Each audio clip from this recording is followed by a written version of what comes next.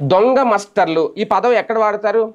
ఉపాధి హామీ పథకాలకు సంబంధించి పనుల్లో భాగంగా కొంతమంది కూలీలు రాకుండా సరే వచ్చినట్టు వాళ్ళ పేర్లు నమోదు చేసేసి అధికారులు వాళ్ళు వచ్చినట్టు అక్కడ అటెండెన్స్ వేసేసి రిజిస్టర్లలో ఆ దొంగ మాస్టర్లు వేసి ఆ డబ్బులు వాళ్ళు చెరిసగం పంచుకుంటారు. ఇది దొంగ మాస్టర్లు.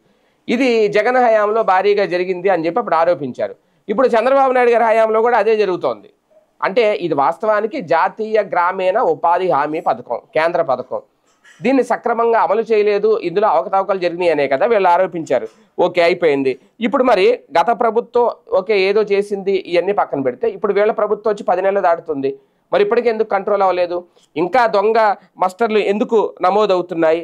ఇప్పుడు ఇది కూడా ఈనాడు పత్రిక ఈ వార్త రాయడం, ఇది ఒక రకంగా చంద్రబాబు గారికి ఊహించని షాకే. అంటే ప్రభుత్వంలోని లోపాలను కూడా ఎత్తి చూపించడంలో ఖచ్చితంగా పత్రిక తన విలువలను అయితే పాటించింది ఇక్కడ. కాకపోతే ఇందులో మళ్ళీ వైకాపా ప్రభుత్వం చేసిన అక్రమాల బాటలోనే ఉద్యోగులు అన్నవి ఇక్కడ. అంటే ఇక్కడ ఉద్యోగులను తప్పుపడుతున్నారు కానీ ప్రభుత్వాన్ని తప్పుపట్టట్లేదు. అంటే ఉద్యోగులదే పాపం అంతా. ఇప్పుడు కానీ వైసీపీ టైంలో అప్పుడు ఉద్యోగులది పాపం కాదు, అప్పుడు వైసీపీది పాపం.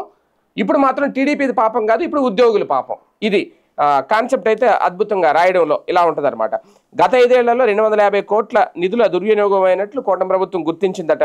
కొందరు మండల స్థాయి అధికారుల నుంచి క్షేత్రస్థాయి సిబ్బంది వరకు ఉపాధి హామీ పథకంలో కొమ్మక్కై నిధులు స్వాహా చేస్తున్నారు. జిల్లా ప్రాజెక్ట్ డైరెక్టర్లు సైతం చూసి చూడనట్లు వ్యవహరిస్తున్నారు.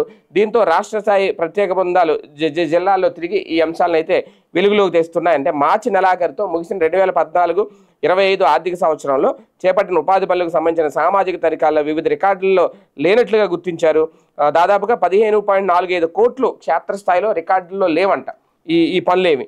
ప్రకాశం జిల్లాలో అత్యధికంగా 2.26 కోట్లు, అలాగే సత్యసాయి జిల్లాలో 1.91 కోట్లు, చిత్తూరు జిల్లాలో 1.35 కోట్లు, అల్లూరు సీతారామరాజు జిల్లాలో 1.13 కోట్ల విలువైన పనులకు సామాజిక తనిఖీల్లో రికార్డులు అయితే చూపించలేదు అనేది. అంటే ఎప్పటికీ కూడా ప్రభుత్వాలు మారినా, బాబు గారు వచ్చినా, ఎవరు వచ్చినా సరే ఈ ఉపాధి హామీలో ఈ దొంగ మస్టర్ల దందా అయితే కొనసాగుతోంది.